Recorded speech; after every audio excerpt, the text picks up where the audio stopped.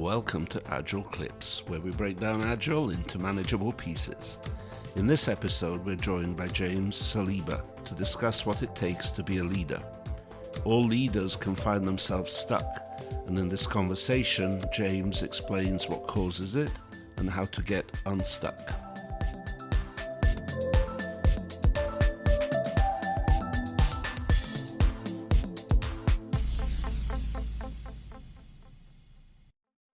We're here today for another podcast, and we have a guest, James Saliba, who I will allow to introduce himself. Hi, I'm Jim Saliba. I have been involved with Agile for a number of years and actually know these guys for quite a long time. We did some work at PayPal together, and amazingly enough, we stayed in touch and friends since then. And these guys, of course, are Andrew and Santosh. Hey guys, how you doing? And of course, good old Steve. Why do you say old? Well, at least he said good as well. Yeah. So, yeah, there's that, yeah. Okay, so Jim, tell us what's a hot topic these days for you? For me, I'm very involved in coaching leadership from an executive coaching point of view.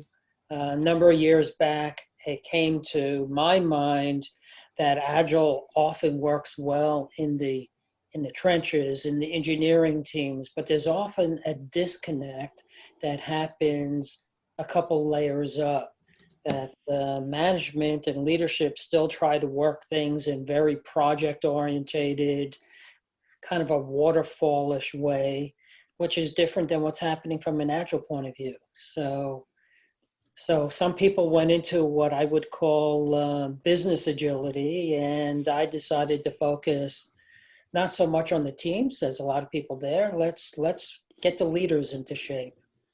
Mm-hmm. Yeah, it's good to see. It kind of feels like we've gone a long way with team level agility, and it's rather revealed that in many cases that's not actually where things are getting stuck. It's elsewhere in the organization. Well, I saw earlier this week something saying Scrum is 25 years old now. Oh, glory. Oh, wow. That makes me feel old. Goodness gracious. 25 years. Yeah. And I know there's been a new edition of the Scrum Guide just come out, and to my shame, I haven't had time to go and have a squiz at it. Oh, you're fired. Oh, yeah, that's it. I've lost 500 brownie points right there. Oh, well. So, Jim, I know that you've written a book fairly recently. Do you want to tell us a little bit about that? Yes. So the book is kind of a workbook. It's called Reviving the Work Environment, Taking Your Position as a Leader. It's actually a fairly small book, and I wrote it in a way for a leader who feels like they're stuck, to take a step back, take stock, look at what's going on, and go through some worksheets so that they can figure out how to move forward again. It kind of has three what I call pillars. The first one is getting to know yourself. No, the first one is about vision, right? The second one's about performance. Right. And how do we get that vision to come together? How do we put together our goals? What's important? Who are the people we need? And then the third part is, how do I make that happen? What do I need to develop to make that happen? Who are the people that I need as far as teams? And what relationships do I need to have happen to make it all work? Under each pillar is a few things, so it turns out to be kind of a 12-step process.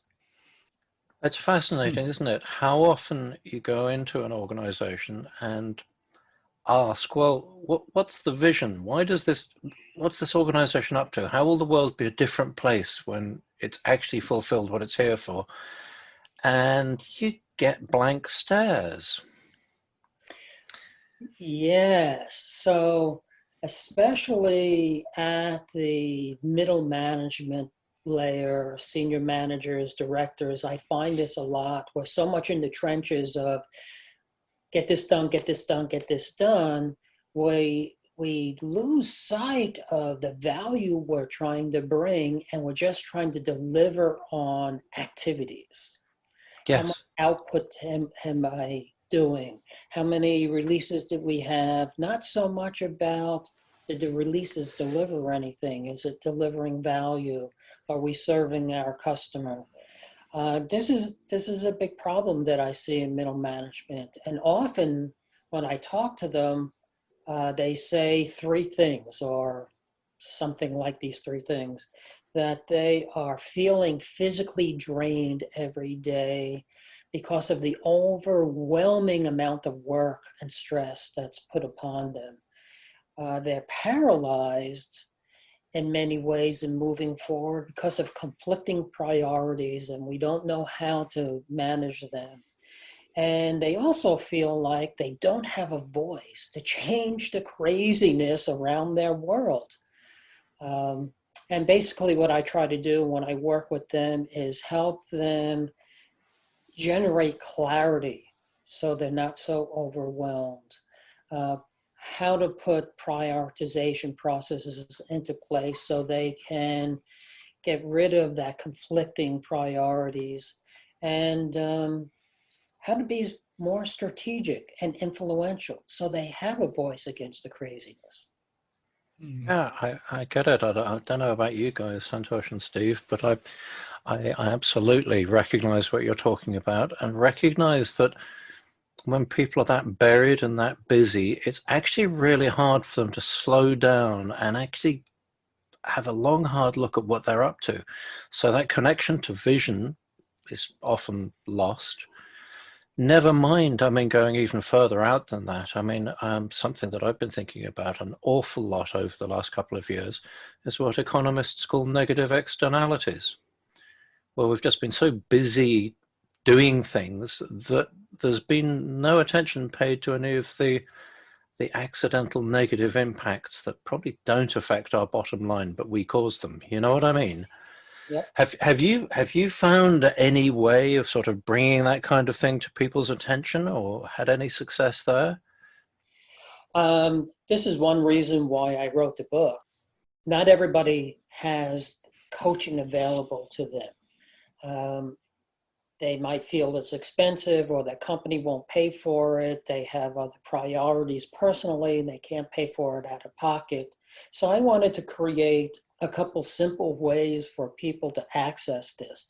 So one is the book, of course, you can just buy the book. And the second one was the book with just a little bit of coaching so somebody can take a step back. And I've seen this many times, go through the steps, and I give them about 3 hours worth of my time to help them out. And they get to put together their own development plan or their 60-day plan to move them forward. And I hear a lot of people who have success with that. Sometimes it's not that they don't know how to do it. Often it's not that they don't know how to do this. Often it is, I just can't see the forest through the trees to be able to do this, right? Yeah, yeah, absolutely. I get it. How about you guys, Santosh, Steve? What we have seen, I don't know, get some your perspective as to middle management. Looks like whenever there is a change, they feel lost in the sense, what is my role now in this new environment? So what is your experience, or what kind of things have you come across, and how do you coach them to find their place in this new? You know, when we talk about Agile, we often talk about product vision. Mm-hmm. When we come to this case, I often talk to leaders about, you're the product. What is your vision? How do you make this happen? If you were not an employee to the company and you are a consultant and you're providing a service, what would be the vision that you recommend that you move forward with? And this sometimes kind of separates them from the craziness that's going on, the minutia of all the activities, and kind of puts a wall between them that they can think and start saying, hey, if I were a service, how would I provide this to my people? I have, it's funny, we're talking about vision, and think using our own methodology, when I was starting to put some of this stuff together, um, someone said, "Well, Jim, you're the product here. Who you're selling to?" And I'm like, "Oh, gee, I need to have personas of people that I'm talking to, right?" And one of them that I came up with is called Miles Can't Say No.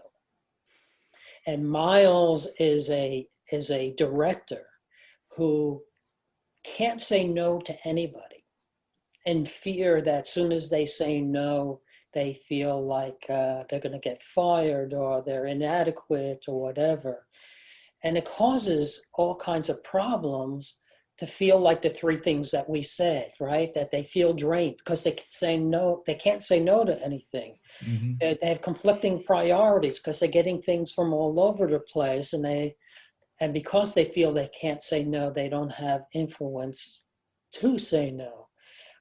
So Miles, in this case, and I have one particular guy in mind that we talked to, we coached him and we went through everything that was going on, and he was losing people like crazy because he wasn't saying anything to say no. He was driving his team into the ground, actually, and he was losing people.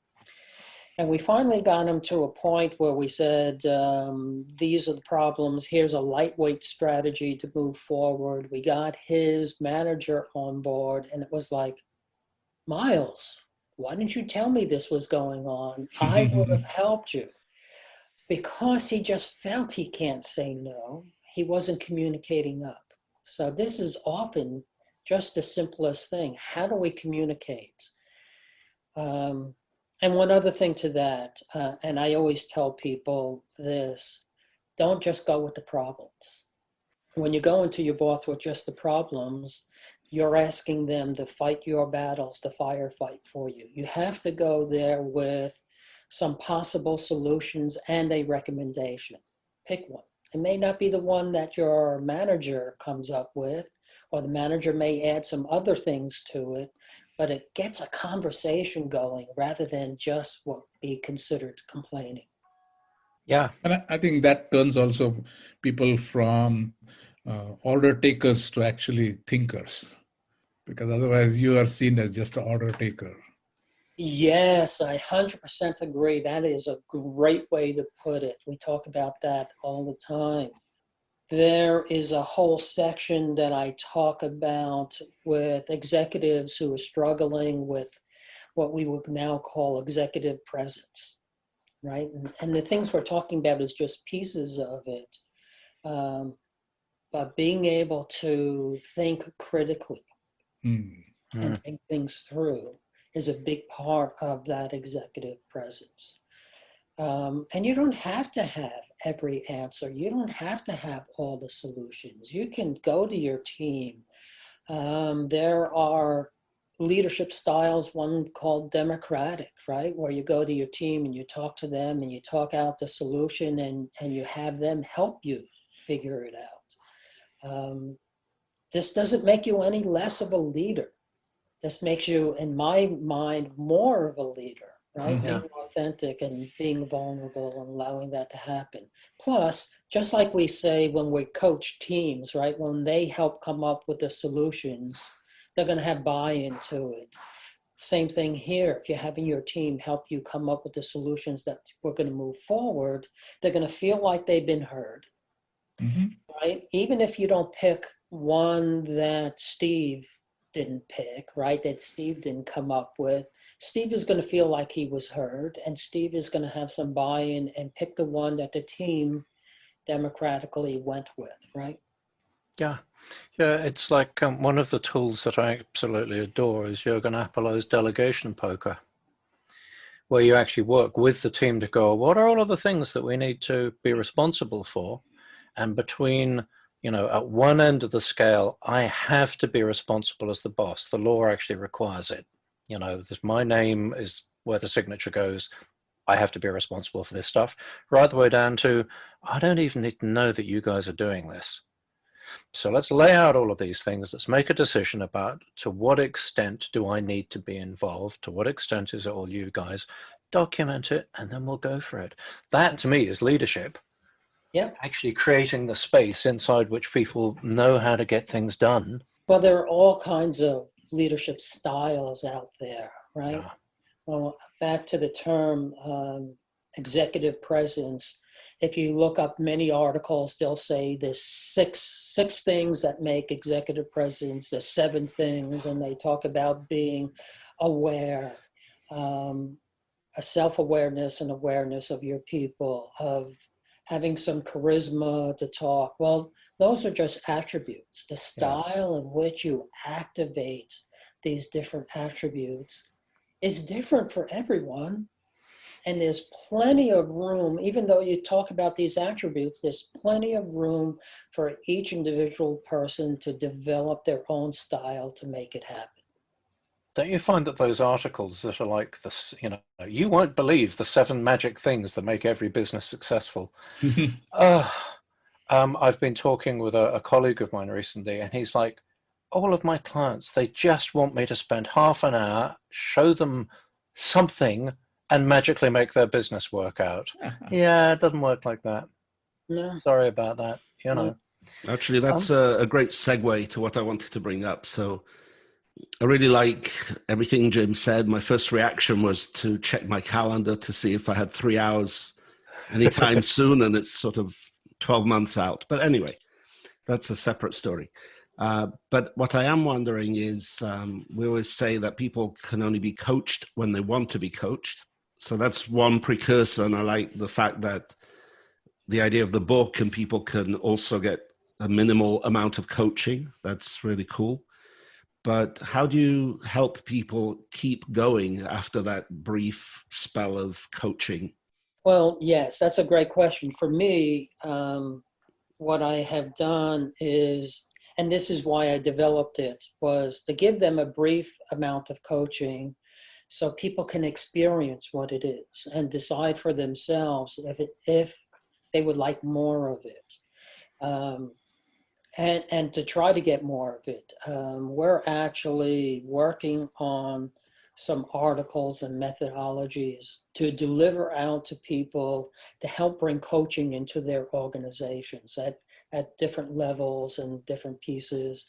One of the big things that I'm starting to see out there is the manager as a coach, and really starting to teach managers how to coach their people, not just tell them what to do, not just to worry about performance reviews and things like that, but how do I stop telling them what and how to do, and how do I coach them? How do I do really good, provocative questions to get my people to think and help them move in the direction that I think I need to help them move into?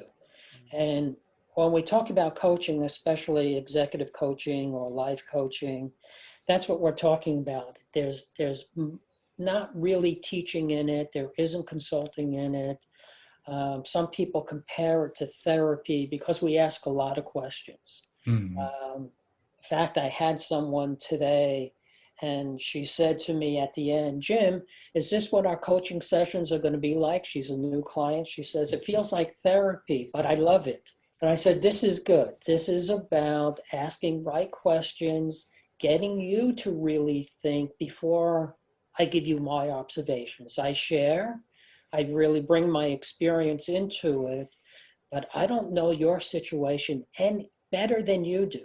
You know it more than I do. You know yourself more than I do. It's my job to get you to really think and look through your blind spots to make things happen.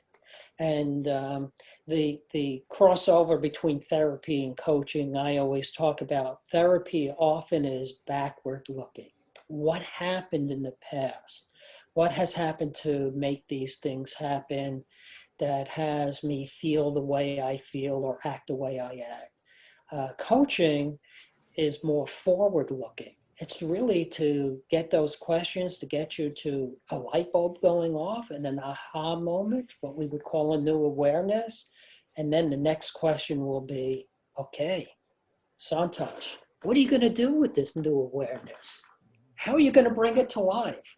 And we start working how we get you to really activate it and move it. And again, since it's your aha moment, you believe in it. It's not me telling you. Yeah, I was at a conference last year, and one of the speakers there, I forget the name now, but he actually said, coaching never ends. And I mean, it may be a different type of coaching, but what's your view on that? Because I thought we have been in the coaching in different levels, so I would like to understand what you think about that. Well, if I asked my coach, yep, I have my own coach. Mm-hmm. I believe in coaching, so I have my own coach. She would tell me the exact same thing, because there's always new awarenesses happening. A while back, I guess a couple of years ago, the word was transformation, agile transformations, digital transformation. Every business has transformations. But when you really look at it, every single person is always going through transformations in their life. Yep. All the time. We grow up, we go from a child to an adult, we transformed. We went from college, we got married. No one told us to get married. We took it on our own. That's a transformation. We had our own children. That's a different transformation. But we brought these all on ourselves. We're always transforming. We are always learning.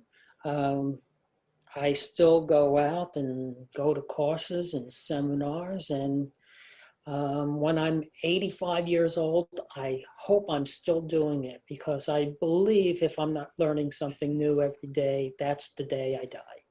Well said. That's really interesting to hear. Tell me, one of the phenomena that you see is that sort of a mid-sized business where the founder is still the CEO. Mm. And it's kind of stalled because it's been pretty successful. They've made money. They may still be making money. But elsewhere in the organization, people are starting to spot that, you know what, that's actually the sticking point. We really need to think about hiring above the CEO or beside. And are really stuck because the CEO still considers it to be their baby, it's their thing, nobody's going to take it away from them. Have you ever come across that? Have you ever found a gentle way to let somebody know that, you know, they've taken it so far, but what got them here won't get them there? You know what I mean? Oh, yes, I see this all the time. There was a period of time that I was doing a lot of coaching for startups. And that happens a lot. I have a new idea. I make a business out of it. It is my baby. So I often tell these entrepreneurs, basically serial inventors, never be your own CEO. Be the CTO. Be the person that brings the new technology, the new things in there. And they asked me why. And I said, well, the person, the CEO that takes you from your first dollar to your first $1 million is a different person than you need to take you from 1 million to 5 million, is a different person to take you from 5 million to 25 million and all upwards. Here you're the CTO, still the chairman of the board. You get to fire your CEO and bring in the next right person. You still own the technology, you still own the ideas, you still get to grow the ideas, and you let somebody else worry about the finance and business part. This is a big problem I see with entrepreneurs, even myself, in growing my own coaching business. I love doing the business of coaching. Running the business of coaching is a whole different ball of wax, right? And they have the same problem. We see this all the time with companies. But then there are also CEOs who say, yes, this is my baby. I'm doing well with it. I don't want it any bigger. I'm happy with this, right? So they made a conscious decision that this is no longer a growth company. This could be a value company. And they need to talk to themselves as that way. Yeah, that's really encouraging. It strikes me that that's a great moment to start to have the conversations about things like the negative externalities. You can keep growing, but you don't have to grow bigger. You could actually consider that you could grow better, you could grow more responsible, you could reach out into wider communities. Doesn't mean that you necessarily have to run a bigger organization. Right. Yeah. Yeah, it's definitely a moment where if you can find the way to acknowledge their accomplishments so they don't feel undermined or threatened, you really can open up. Well, it's the coaching thing. It's about releasing potential, isn't it? That was my favorite definition of the job of a coach, releasing potential. Right. Right. So one of the things I struggled with in moving from a consultant to a coach, the consultant always wants to tell you what to do, right? Benchmark you against what else is going on in industry. And this is where you are, and you could be here if you do this, and you could be here if you do that. Coaching is, well, where is it that you want to go? Yep. Is your end. Yep. Now we can talk about how to get there, but it is not the consultant mindset. It is something that I do struggle with, because sometimes when I have a coaching conversation, I have to I'm opening up the curtain. Here's the man behind the curtain a little bit. I do struggle with, I know where this conversation should go. I've seen this many times before. And when I don't do that, and I allow the person to take me where they think they should be going through my questioning, we end up actually in someplace completely different often, that I would have never got there without being just curious and inquisitive and help them go through those questionings themselves. Yeah, that reminds me, one of the other corollary to that question I always I've seen being asked is, where do you would like to see you go? And can you tell me what is stopping you? And that opens up a bigger conversation. And then some of the things that Andrew was saying is that there are some of the intangible things that start showing up, and that really is becoming at least I've seen few places where those things were not really, they could be constraints, but they were not thinking holistically from that point of view. Yes. And there's a lot of things that stop us. When you kind of spark something in my head when you said, what are those things that are stopping you? In leadership, from my point of view, there is one big thing that stops leaders all the time. It shows up many different ways, and it's really called fear. It's as simple as that. But fear is extremely, extremely complex. I broke it down into 4 things, and what I call the 4 fears of leadership. One is the fear of being incompetent, or we sometimes call the imposter syndrome. Right? I became a new director, and it's like, oh my Lord, I'm a director. They're asking me for my opinion. Why me, right? So yeah. I have terrible trouble with that one, Jim. I just never know if I'm doing my imposter syndrome right.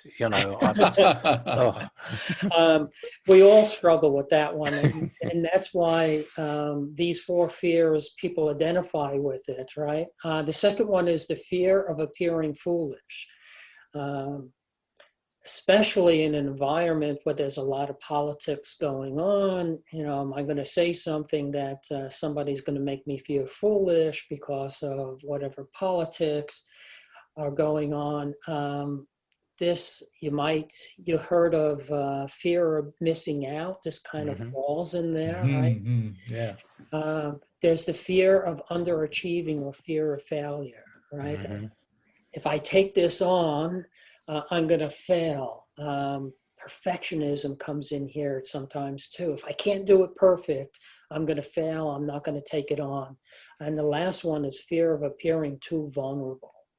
This is often, I talk to people, if you feel like you have to have a virtual suit of armor on before you go into your meetings, this is fear of being vulnerable. And it's affected everywhere. Everybody has these things. Nobody escapes it. This is a human thing. But it stops leaders often from doing the right thing. Miles can't say no. He had a fear if I can't say no. But we found out his boss, when we brought it up to his manager in a very succinct strategy on how to move forward, he was like, oh, I should have known this a long time ago. You can say no. We need to have the trade-off discussions so we know where we need to do and what is most important. Doesn't it really show up those original 3 pillars of Agile: transparency, inspection, and adaptation? The transparency, if you interpret it as actually being able to see what's going on, then poor old Miles can't say no, would be in a position to go, well, look, boss, I'd love to say yes, but let me show you what's going on. Our guys are 100% busy. We actually don't have any buffer. If we take on anything else, it's going to delay everything that we're committed to. So it's not that I want to say no. Of course, I'd love to say yes. I want to be a team player. But we're going to have to figure something out here. What do we do? Do we take something out? Do we hire people? Do we defer the thing you're asking for? What are we going to have to do? And I really get that the social threat. Yeah. I mean, we'll get to know a little bit about sort of neurobiology. You can't move these days without finding out something about it.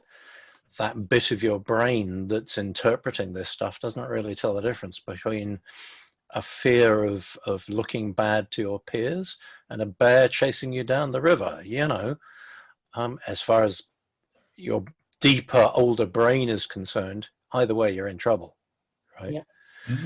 So, it turns out that these agile ideas that we've been playing with for all of these years, they actually work pretty well, don't they? Yeah, but those agile ideas, as we said for a long time, sound simple, but they're very hard to implement. And transparency, especially in my mind, is extremely hard.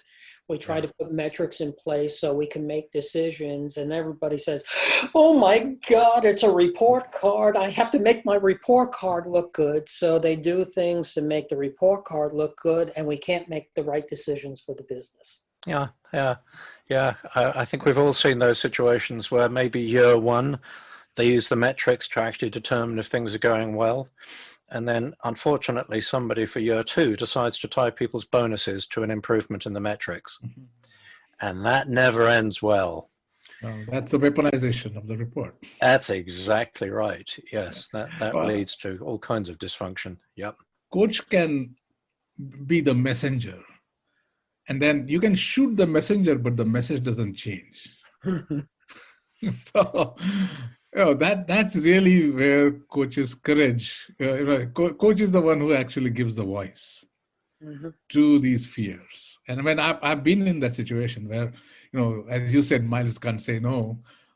I had few of the directors doing that way, and then the business was saying, "I need this by this quarter." So we said, okay, fine. Let's put that whole thing in visual as to what it really takes to get this done. And it was supposed to be done by Q4 of 2020. We put all those things together, and it showed that it will be done by Q2 of 2022. Oh, shoot me. I don't really care, but this is what the reality is. So now you can deal with the message. That happens a lot. They're a bit disconnected from what's going on a couple levels below them. And their view is only through their directs, and the directs don't want to give a bad view, so their view is actually obscured. A while back, it's just kind of showing how old I am, there was Straight from the Gut, which was from, what's his name, from GE, Jack Welch. But one of the things, there were good things and bad things, I think, in his mind. But one of the good things he said is you should never just go one level down. You should always talk to people a couple levels down, understand what's going on, see what your people are thinking and feeling, and how their work is being affected. Not trusting transparency of your direct reports. And vice versa, because I mean, if the people 2 or 3 layers down don't appreciate that the guys at the top are dealing with a whole different bunch of pressures. They've got a board to answer to. They've been required to make promises to the stock market, whether they wanted to or not, because analysts came up with numbers. Oh, Yep. You know, that's a whole different ball game up there compared to what's going on further down. So it actually really helps if the transparency goes in both directions. Yeah. So that people be like, oh, wow, I didn't appreciate that my CEO was stressed out about that. I wonder what we can do to help. They're not going to be able to ask that question if they don't know. Yep. There was one organization I was doing agile coaching for a few years ago. And I wouldn't state they were struggling with doing agile. There were some good things that were happening and some bad behaviors in it, as we see often. And the person running it had 20 teams. They were all doing sprints. And he said, okay, in sprint 6, I left it pretty empty so that we could fix a lot of bugs. And I'm like, okay, this is a problem right here. But I can see that there was not the right communication that we recommend going through these levers, right? We do Scrum of Scrum all the way up. And it wasn't happening, and he was hearing things he wanted to hear, not the things he should hear. So he got down to sprint 6, and the teams finally said, oh, we're not going to make it. We need about 4 or 5 more sprints. And I said to him, I pulled him aside. I said, okay, now let's look at this. Your direct reports just stole, I forget what number it was, $5 million from you. And he says, what do you mean they stole $5 million? I said, okay. That's how much it's going to cost you to do these extra sprints they're asking for. And because they were not giving you the transparency to make decisions, trade-off decisions before sprint 6, they stole the opportunity for you to decide, how can we change this? How can we save this? How can we fix this? Now, let me ask you another question. If you knew it was going to take 12 or maybe 18 sprints in the beginning, would you have done this project to begin with? Are you still getting the value you wanted to get out of it, understanding the cost? And he says, nope, we wouldn't have done this project at all. 20 teams, 18 sprints, the cost would have been too much. I said, well, that's when you're not getting the transparency up and down, back and forth, agile, non-agile, whatever it is. If you're not being able to make the decisions in a timely fashion, that money is being stolen from you.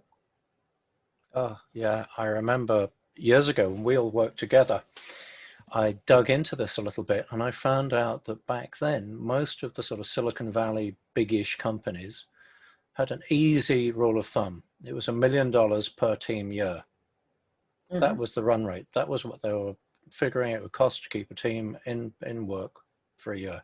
Well, that works out, round numbers, about 40 grand a sprint for a 2-week sprint. Mm-hmm. And I loved having that number up my sleeve, because if you go to a team and go, oh, you want to take another sprint, how much did your car cost? You guys got a nice new car, right? Okay, well, consider it's 2.5 cars, that you're now throwing away by taking another sprint. In fact, I don't know, I think all of us may have been at, I think it was one of Stacey's meetups at PayPal, where Jeff Sutherland was there. And right at the end, somebody asked him, hey, Jeff, if you could only give one piece of advice, what would it be? And I seem to remember he thought about this for a second.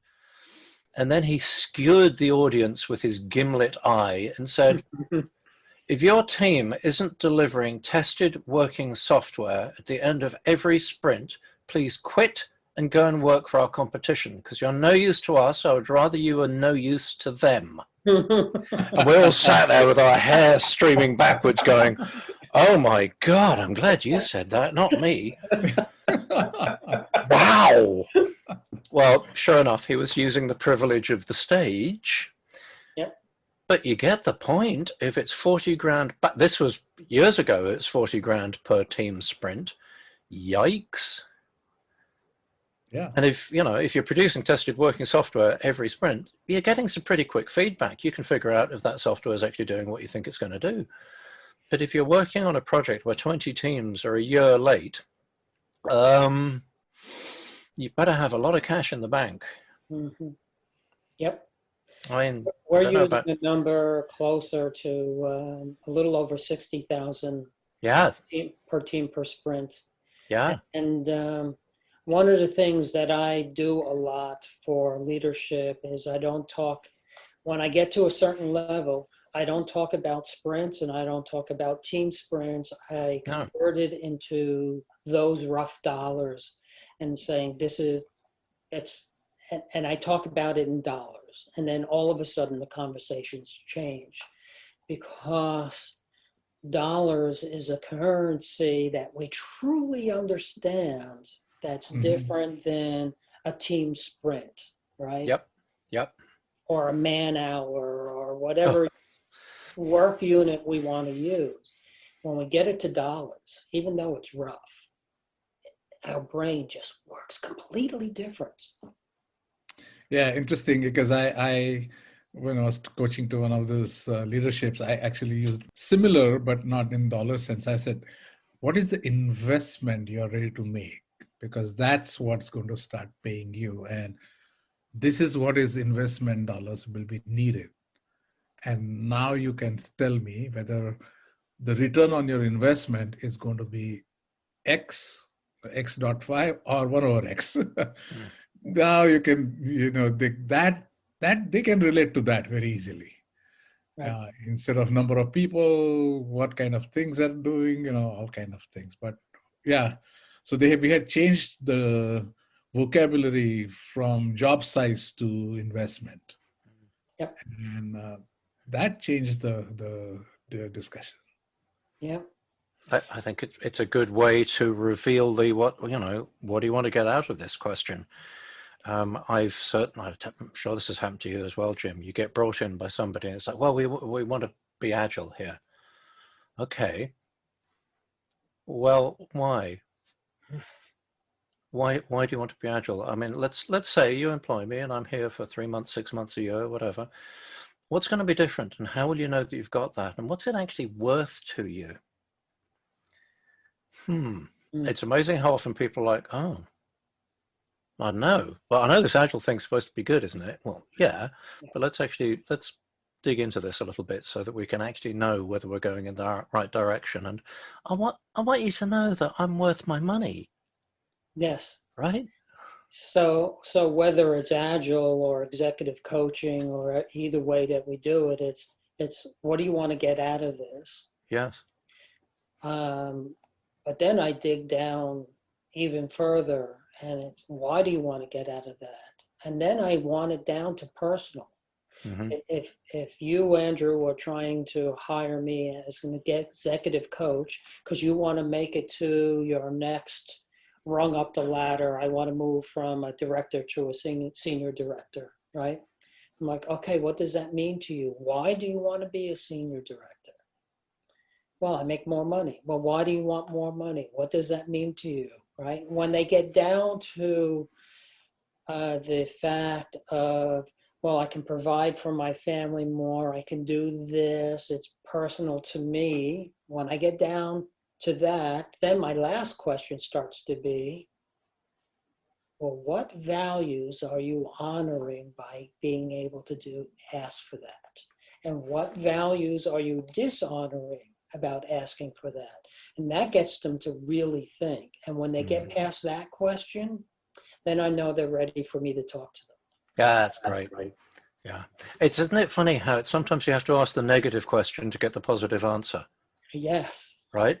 Yep. Favorite trick. Well, if you're not quite sure how you want this to go, let's go the other way. How do you think that you could really mess this up? I think I was telling Santosh the other day that one of the great exercises I came across a while back was something you can do with a group of managers or even executives is to say, look, imagine that you've all just been fired and your competition has picked all of you up and they've given you a project. The project is to ruin your old company. What would you do? Wow. And all of a sudden these guys are like, oh, right. Yes, interesting. Yeah, I was going to bring up, there is the concept of a pre-mortem instead of a post-mortem. So you envision something going wrong and then work back to figure out how you could avoid it. Yes, exactly. That's an interesting way to look at it, yes. Yeah. Right. Yeah. We often talk to executives and leaders, and from a product point of view, we say, how do you take all your stuff and make it obsolete by next year? Interesting. That's a good question, because if they're not asking it themselves, you can pretty much bet their competition is. Exactly. Exactly. Yeah. Yeah. We often get into the mindset where we just add a little more value, We make the product a little bigger, a little better. We're not asking the big question on what's the next thing? How do we make this obsolete? Right? Yeah, we can optimize the current process. It's like going from place A to place B, where you have all these traffic lights, and you can build a faster car or a expressway or whatever. But he said, really what we want to look at is how can you build a helicopter so that you don't have to worry really about this and get from point A to point B with a helicopter. Yeah. And well, what is our helicopter way? There's an old quote from Henry Ford, right? If he had listened to his customers, he would have made a faster horse. Right. Right? Yeah. But what they really wanted underneath there was not a faster horse, although that's what they asked for. They just wanted to get point A to point B faster, more efficiently, more effectively, whatever attributes you want to put around it. But that's what they were actually asking for. Right. And leaders are always asking for the same thing in their leadership. How do I move it forward? How do I do the next thing, when they should be asking more about not the next thing, but what is beyond, really beyond that? What is the goal that I'm going to get out of this, right? They need to have their own, what we call product vision board, right? We used to draw those up on the board, right? Single pager. They need to look at themselves at the same way as how am I as a product and a service, as a leader, providing value to my organization. So it feels like we've come full cycle back to where we started. And maybe it's a good time to wrap up. So I would like to thank Jim for a really fascinating topic. And also thanks to Andrew and Santosh. Here. Good to see you again, Jim. That was a wonderful conversation. Privileged to be, having this again. It's fantastic. Yeah, thank you very much for having me. I enjoyed our time together. And as I said in the beginning, we stayed in touch through all this. So let's keep on going in Zoom and any other way that we have available to us nowadays. So, Steve, I think you have the ending question as usual. So I'll let you do that. Yes. So, Jim, if our audience want to get in touch with you, what's the best way to do that? Oh, the easiest way is to look me up on LinkedIn. I always check my LinkedIn email there, even if my email address changes. So look for James Saliba on LinkedIn, and you can find me there. I have a website. Guess what? It's called jamessaliba.com. You can find me there. And my email address is jim@jamessaliba.com. And also the latest book that you have? Yes. So the latest book, the book that I have out now is called Reviving the Work Environment, Taking Your Position as a Leader. And hopefully by next year, I'll have my new book out. And the working title is Say FU to Fear and Boost Your Leadership with Direction, Achievement, and Authenticity. Nice. We look forward to that. Yeah, we Thanks, should book everyone. up a time for next year so we can go over it with you then. Can't wait. All right. Thank Yeah, you. thanks, everyone. Thanks, Bye. guys. Thank Fantastic. you. Bye.